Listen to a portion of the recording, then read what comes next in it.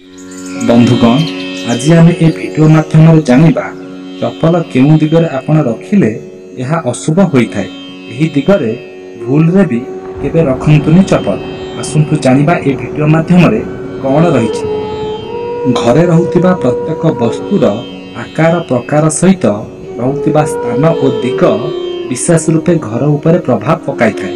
कारण प्रत्येक जिनिसर घरे रहिबार सठिक दिग और स्थान रही। जदि कौनसी भी वस्तु सठिक दिग किंबा सठिक स्थान न रही थाए तेबे सेठारे नकारात्मक शक्ति सृष्टि होता है, जार प्रभाव घर उपरे सीधा पड़ी थाए, जहाँ फल घरे विभिन्न प्रकार समस्या सृष्टि होता है। एबे प्रत्येक लोक व्यवहार करुथिबा चपल को केउठारे और किभली भावे रखिबा द्वारा घर उपरे कौनसी कुप्रभाव पड़ी न थाए। चलंतु जानिबा।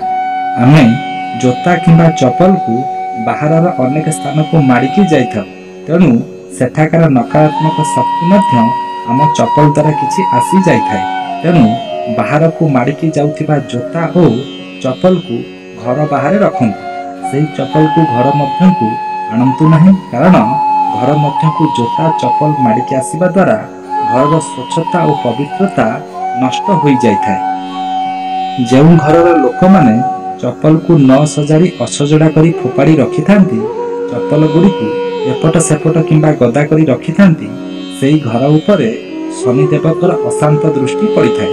जेतेबेले व्यक्तिर शनि ग्रह अशांत रही थाए सेतेबेले व्यक्तिर सबु सुख और शांति भंग हो जाइथाए। तेणु चपल को सर्वदा सजाड़ी करी रखंतु। घर बाहर रखुथिबा चपल गुड़िक जेपरि ओलट भावे पड़ी न रहे सेथिप्रति विशेष दृष्टि देवा आवश्यक होता है।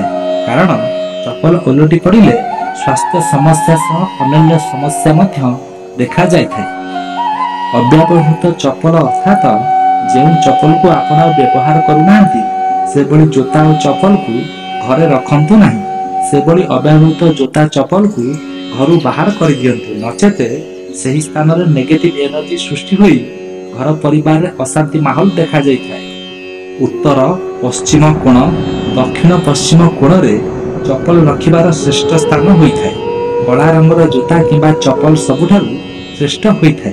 एभली चपल जोता पिंधिकी जीवा द्वारा व्यक्ति को खूब शीघ्र निज कार्य रे प्रभु शनिदेवଙ୍କ कृपारु सफलता मिलिଥାଏ।